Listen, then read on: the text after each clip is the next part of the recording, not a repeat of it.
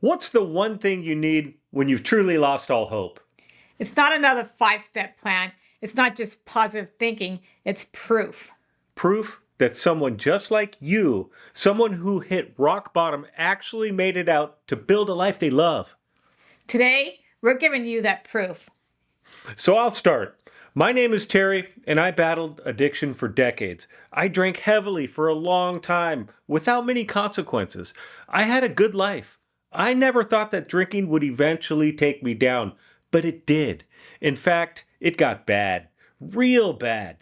It got to the point where I wanted to drink so badly that I walked off my job of 34 years just so I could drink all the time. I once did a 100-mile organized bike ride, but my withdrawals were so bad I had to fill one of my water bottles with vodka just to start. My addiction came before everything.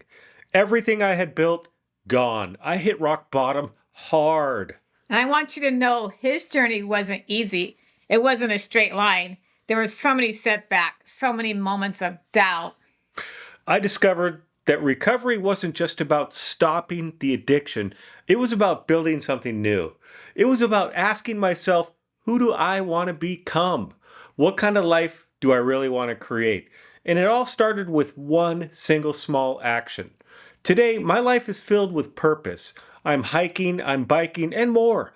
I now have this genuine peace, and I'm helping others rebuild. My transformation is the proof that a fulfilling life is possible, even after hitting rock bottom. But it required a shift in perspective and a clear plan. Now, tell them your story, Donna. Well, when I left my abusive marriage, I only had a suitcase, a backpack, and less than $50 to my name. I remember walking out that door. I was terrified, but also determined. You see, I was stuck in a horrible cycle of abuse. I knew if I was going to leave for good, I had to do it the right way by going no contact. Yeah, I remember when you told me that you stopped taking his calls and you didn't have to listen to his mean words or have him beg you to come back. Exactly. He convinced me that I couldn't make it on my own because the times I did leave, it was tough. For anyone listening who is in that spot, staying away isn't just a good idea. It is a survival strategy. But I admit, I was terrified. I had no idea how I was going to make it. I can't even imagine the courage that took. You had the courage to leave without knowing what was next. Before I left, I was in pure survival mode, relying heavily on isolation and reacting to each crisis as it arose. I lost a sense of myself. After I left, I committed to building a new foundation through strategic, small actions. I started with what I could. I read a book about recovering from abuse, went to the local food bank. I took on small jobs, starting with pulling weeds to help pay for rent on a room, then getting a temp job. I still didn't have a vehicle, so I rode my bike to work and I took the bus to church. But I was also doing the internal work. I set boundaries, took a good look at my past, and then moved forward. I also practiced self-compassion. It sounds like a lot, but it was just small, consistent actions every single day. Our stories are different, but they share these common threads. We both hit absolute rock bottom. We both realized our old way of doing things just wasn't working. And we both discovered that real lasting transformation requires three key things. First, a profound shift in perspective.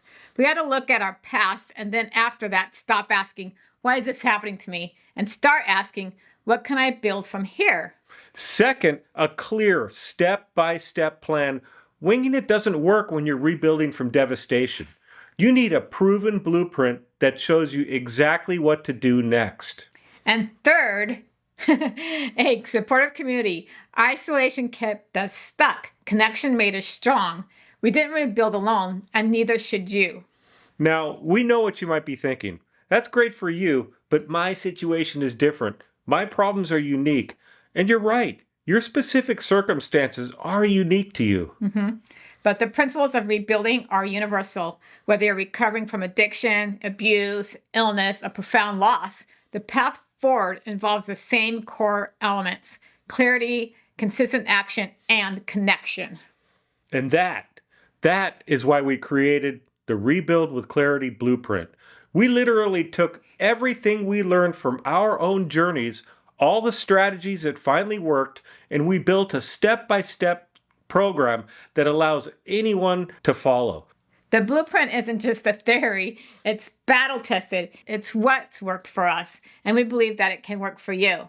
So I want to ask you, what would your life look like 6 months from now if you had that shift in perspective, that clear plan, including proven strategies and that supportive community?